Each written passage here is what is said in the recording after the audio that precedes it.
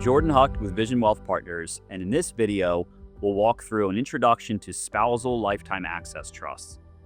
A Spousal Lifetime Access Trust, or SLAT, is an irrevocable trust created by one spouse, the grantor spouse, for the benefit of the other spouse, the beneficiary spouse.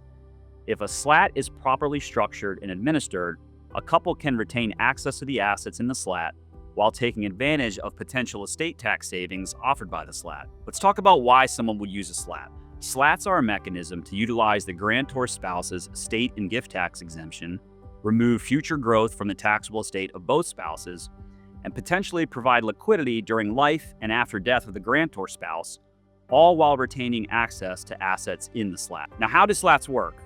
Once drafted, the grantor spouse would transfer their assets into the SLAT and would file a gift tax return reflecting the transfer. So long as the amount transferred is under the grantor spouse's remaining exemption amount, no tax would be due. The beneficiary spouse, and potentially the couple's children, would be beneficiaries of the SLAT and could receive distributions of income or principal pursuant to the terms of the SLAT. In this way, the married couple retains some access to the funds.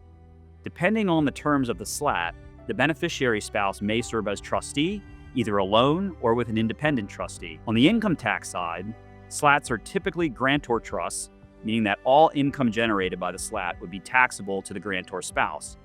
This is generally seen as another advantage of the SLAT, with income tax payments effectively acting as additional contributions to the SLAT by the grantor spouse without the need to use any of that spouse's remaining estate and gift tax exemption. What about life insurance?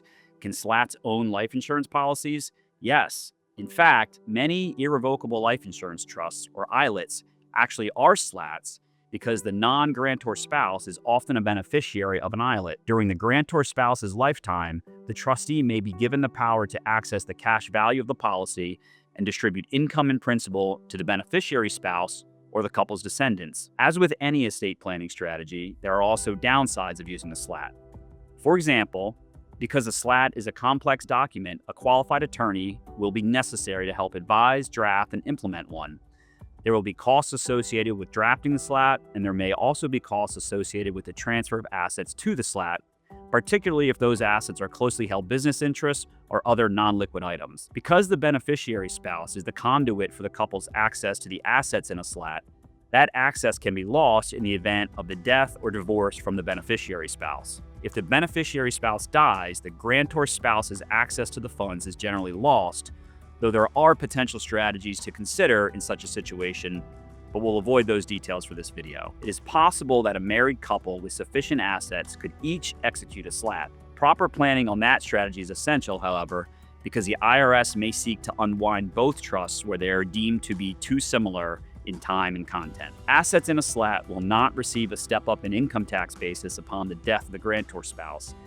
As a result, in considering whether to use a SLAT, the projected estate tax savings should outweigh the projected income tax costs of the loss of basis step-up. Of course, as with any estate planning strategy, it's important to consult with a qualified attorney to decide whether a SLAT is right for you and your family. Thanks for watching. For more videos on a variety of wealth management topics, head to our YouTube channel. I'm Jordan Hucht with Vision Wealth, your dedicated wealth management partners.